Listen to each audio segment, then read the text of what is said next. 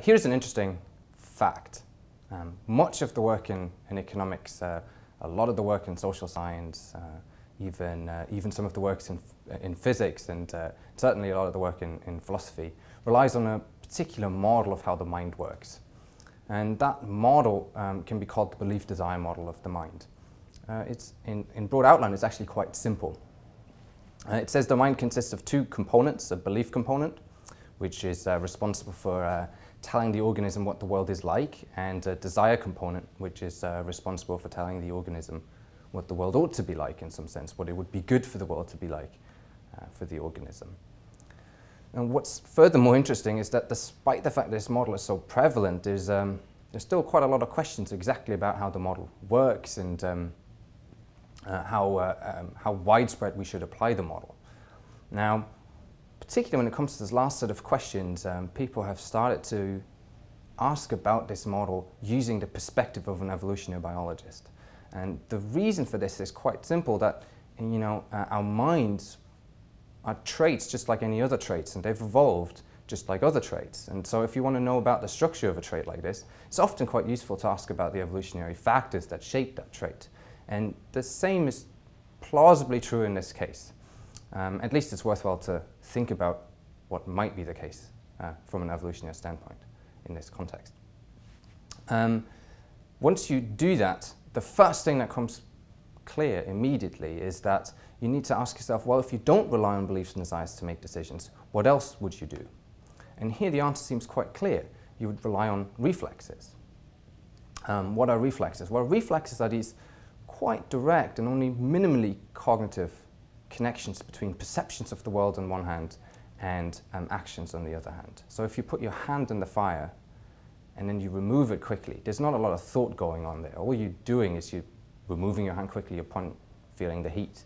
By contrast, if you rely on beliefs and desires to make a decision, you'll represent the world, you'll extract information about your environment and use that information to make a decision.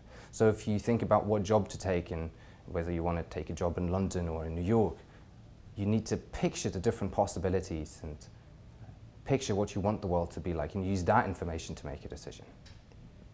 Now, once you see the contrast between these two pictures of how the mind works clearly, the next question becomes sort of immediately obvious, which is, well, why should we rely on beliefs and desires to make a decision? What do they give us that reflexes don't?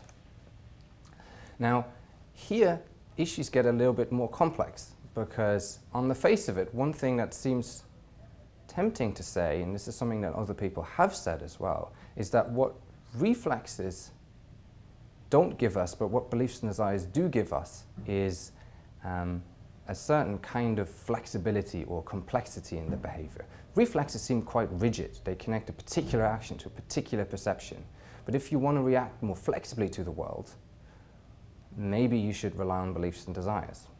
However, I think once you understand the reflex model properly, you'll see that in principle at least, there's no reason to think that a reflex-driven organism could be just as flexible or just as complex in its behavior as a belief-desire-driven organism.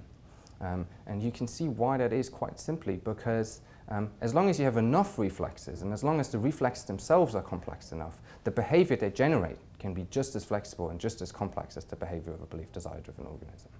So if that's right, what do we get from relying on beliefs and desires if it's not flexibility and complexity? And here, the answer again, I think, is quite simple, but this time literally simple, because it's simplicity. What we get. We gain a certain streamlining, a certain efficiency gain in making decisions.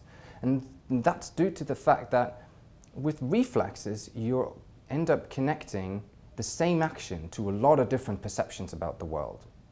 So for example, if it matters to you whether you get wet, you might connect the action bringing an umbrella to the perception of raindrops on the window, the sound of the prattling sound of rain on the window pane, maybe a certain sensation of wetness on your face and things like that. And that means you'll have to deal with a very large table of perception-action connections to make a decision. By contrast, if you rely on beliefs and desires to make a decision, you can cut down this table quite drastically. All you need to consider is whether you believe it's raining or not, and use that information to make a decision. And these kinds of efficiency gains can be quite important. Why does this sort of theory matter when it comes to understanding the mind? I think there are several reasons why this sort of picture is important. Here are just two. The first is it tells you a little bit about what's important about representing the world, about mental representation. This is interesting because recently people started to ask exactly what mental representations give us. And this is sort of puzzling because why would you represent the world to you if you could just rely on the world itself, sitting there right in front of you to make a decision? And here, the theory I've just sketched suggests that one thing that representations give you is an increased simplicity in making decisions. And the second implication is more concrete. If you're in the business of building robots or doing artificial intelligence, you might want to build a robot that can interact somewhat autonomously with its environment, maybe for purposes of scientific exploration in complex situations.